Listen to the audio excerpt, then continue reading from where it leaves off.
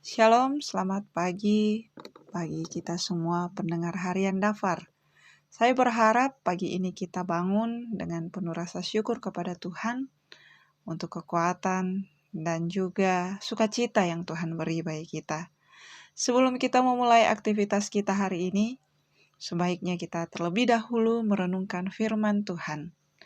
Firman Tuhan yang akan kita renungkan pada pagi hari ini, saya pilih dari Injil Markus, pasalnya yang ke-9, ayatnya yang ke-14 sampai ayatnya yang ke-29. Firman Tuhan, Yesus mengusir roh dari seorang anak yang bisu. Ketika Yesus, Petrus, Yakobus, dan Yohanes kembali pada murid-murid lain, mereka melihat orang banyak mengerumuni murid-murid itu, dan beberapa ahli-ahli Taurat sedang mempersoalkan sesuatu dengan mereka. Pada waktu orang banyak itu melihat Yesus, tercenganglah mereka semua dan bergegas menyambut Dia. Lalu Yesus bertanya kepada mereka, "Apa yang kamu persoalkan dengan mereka?" Kata seorang dari orang banyak itu, "Guru, anakku ini kubawa kepadamu, karena ia kerasukan roh yang membisukan dia. Dan setiap kali roh itu menyerang dia, roh itu membantingkannya ke tanah. Lalu mulutnya berbusa, giginya berkertakan, dan tubuhnya menjadi kejang. Aku sudah meminta kepada murid-muridmu supaya mereka mengusir roh itu, tetapi mereka tidak dapat."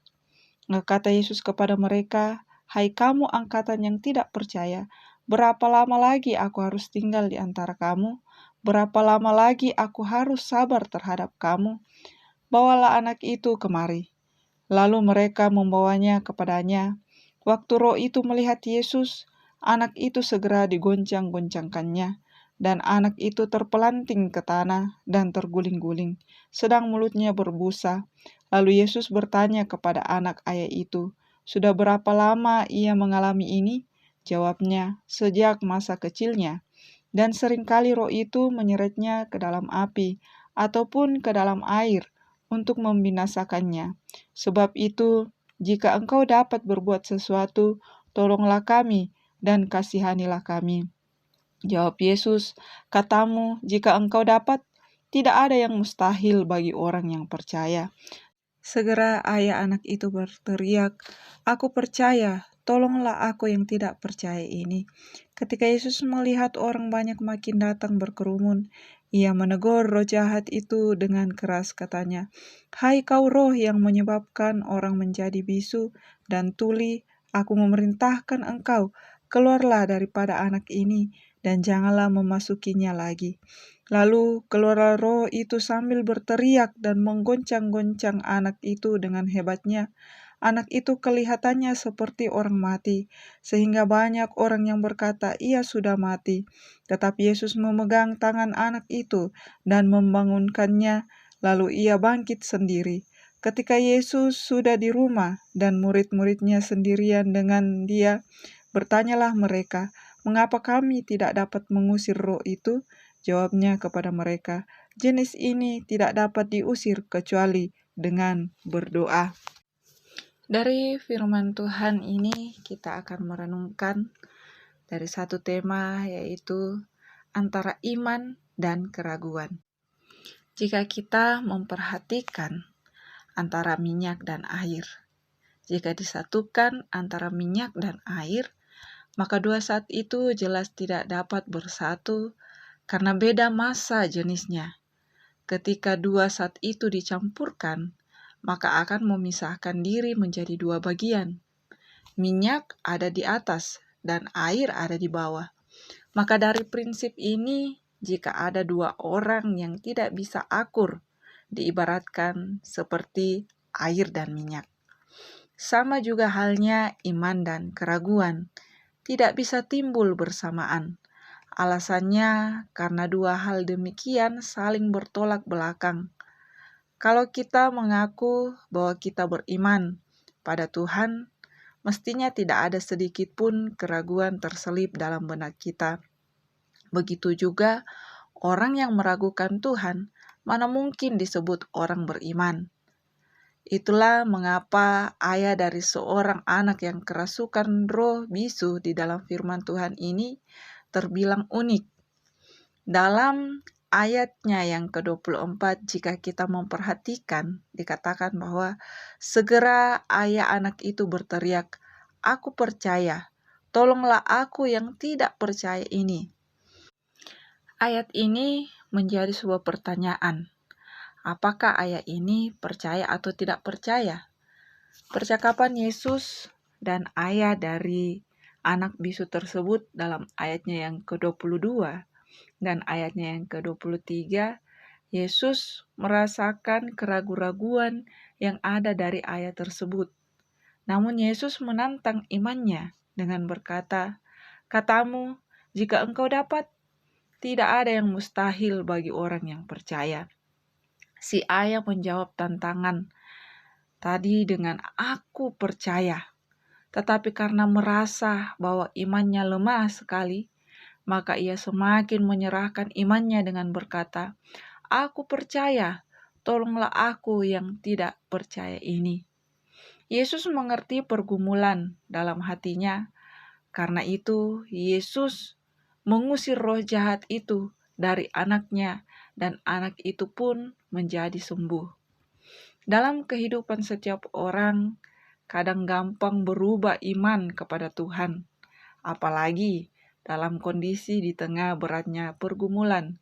Yang tadinya 100% beriman kepada Tuhan, kadang bisa berkurang karena keadaan yang terjadi. Seringkali kita berpikir, mungkinkah ada jalan keluar dari masalah yang sebesar ini? Bahkan ketika hidup tidak sesuai harapan, lagi-lagi kita pertanyakan, kenapa Tuhan mengizinkan saya melalui semua ini? Dapat kita analisis bahwa pertanyaan-pertanyaan ini mencerminkan keraguan-raguan dalam benak kita. Namun Tuhan mengerti ketidaksempurnaan kita ini. Tetapi ingat bahwa firman-Nya selalu menuntun dan menguatkan kita untuk selalu beriman kepadanya.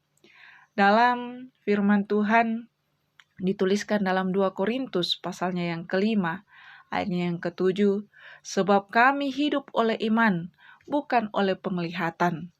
Bahkan dalam 1 Korintus pasalnya yang kedua ayat 9, "Apa yang tidak pernah dilihat oleh mata, dan tidak pernah didengar oleh telinga, dan yang tidak pernah timbul di dalam hati manusia, semua disediakan Allah untuk mereka yang mengasihi Dia."